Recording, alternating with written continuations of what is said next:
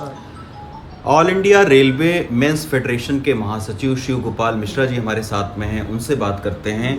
कल जो गोंडा में हादसा हुआ है उसके मद्देनज़र बात करते हैं। सर, आपकी तो लोको पायलट और भी वहाँ के कर्मचारियों से बात हुई होगी, इस हादसे की क्या वजह है? क्योंकि कल रेलवे के ऑफिशियल्स ने ये कहा कि एक बड़ा धमाका जो है वो सुनाई पड़ा लोको पायलट को। ये सही है कि कल जो दुर्घटना हुई है उसके बाद लोको पायलट ने अपने बयान में भी बात कही और जो वहाँ के साथी हैं उनसे भी जब चर्चा हुई तो उन्होंने कहा कि जो घटनास्थल है उस पर से जब इंजन गुजरा है तो ड्राइवर ने बोला कि वहाँ पर एक तेज़ धमाके की आवाज़ सुनाई पड़ी। तो इससे ये बात लगता है कि कोई न उसमें इस सारे मसले में कोई न कोई साजिश हो सकती है, किसी शरारती तत्व का भी हाथ हो सकता है।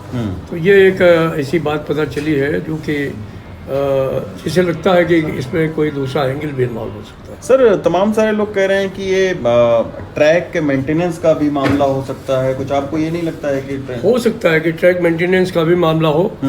और वो इसलिए कि जहाँ पर ये दुर्घटना हुई है वहाँ पर पानी काफ़ी जो है वो पानी लगा हुआ था। जब भी कभी ऐसी दुर्घटनाएं होती हैं तो जो बेड है हमारे ट्रैक का, अगर उसके अंदर रिसाव हो गया है, कटाव हो गया है, या उसका जो डीप स्क्रीनिंग है वो कम हुई हो, या हमारी जो गिट्टी है वो बह गई हो वहाँ से, तो वहाँ उसमें भी इस तरीके के घटनाएं हो सकती हैं और धमाका भी हो सकता है। धमाका भी हो सकता है। अच्छा, ये कैसे सर आप? इसलिए कि जब अगर मान लीजिए नीचे उसके मिट्टी नहीं है या गिट्टी नहीं है तो जब भी पटरी नीचे जाएगी तो वो पटरी टूटेगी, तो पटरी के टूटने से भी धमाका हो सकता है। अच्छा सर, एक चीज़ और बात उठ रही है, डिब्बों को लेकर बात उठ रही है कि इस बार चूंकि बहुत आधुनिक तरीके के ये डिब्बे जो है बनाए जा रहे हैं, ये कौन से तरीके के डिब्बे हैं? क्योंकि कैजुअलिटी उस हिसाब से कम हुई है जिस हिसाब से ये दुर्घटना काफ़ी गंभीर मानी जा रही थी कि 10 से 12 डिब्बे जो है वो पटरी से उतर गए। देखिए, जब से ये LHV कोचेज आ गए हैं हमने अनुभव किया है कि दुर्घटना तो होती हैं लेकिन दुर्घटनाओं में कैजुअलिटी बहुत कम हो जाती है। उसका कारण सबसे बड़ा ये है कि इन जो डिब्बों में एल्युमिनियम एलॉय की जो शीट्स हैं वो यूज की जा रही हैं। अच्छा। वो शीट्स जो है पिचकती नहीं हैं, उसकी वजह से अंदर जो लोग कर्मचारी या कोई भी हमारे यात्री रहते हैं तो वो अगर किसी अन्य वजह से घायल ना हो तो उन लोग जान बच जाती है उनकी।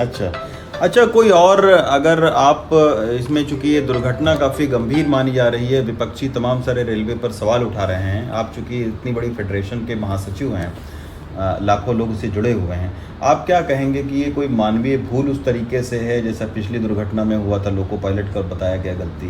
ठीक है, मुझे नहीं लगता है कि कोई मानवीय भूल हो सकती है, क्योंकि आजकल जिस तरीके से हमारे ट्रैक में लोग जो हैं वो उसकी मेंटेनेंस करते हैं, मानसून में उनकी पेट्रोलिंग भी होती है, तो इन सारी चीज़ों को देखते हुए मुझे ऐसा नहीं लगता है कि इस रूट पे कोई ऐसी दुर्घटना की संभावना मुझे मानवीय भूल की वजह से नहीं लगती है। कुछ एक जो सवाल ये आता है कि मटेरियल फेल्योर, तो मटेरियल फेल्योर की संभावनाएं हमेशा बनी रहती हैं। अच्छा। और नीतीश जी के टाइम पर एक बार दुर्घटना हुई थी गैसल में, तो उसके बाद में एक रेलवे बोर्ड ने एक सर्कुलर भी जारी किया जिसमें कहा कि जो मटेरियल फेल्योर का साइकिल या इंस्ट्रूमेंट फेल्योर का साइकिल भी तय करेंगे। अच्छा। तो उस पर भी हम समझते हैं कि रेलवे बोर्ड आजकल काफ़ी सख्ती कर रहा है और हर मटेरियल को अगर वो अपने लाइफ साइकिल उसकी में अंदर फेल्योर हो रहा है तो उन कंपनीज़ को भी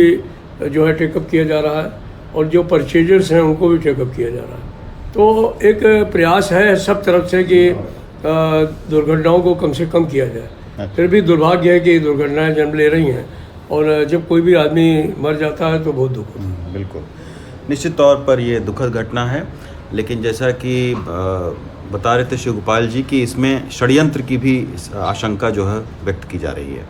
दिल्ली से रवीश रंजन शुक्ला, NDTV इंडिया।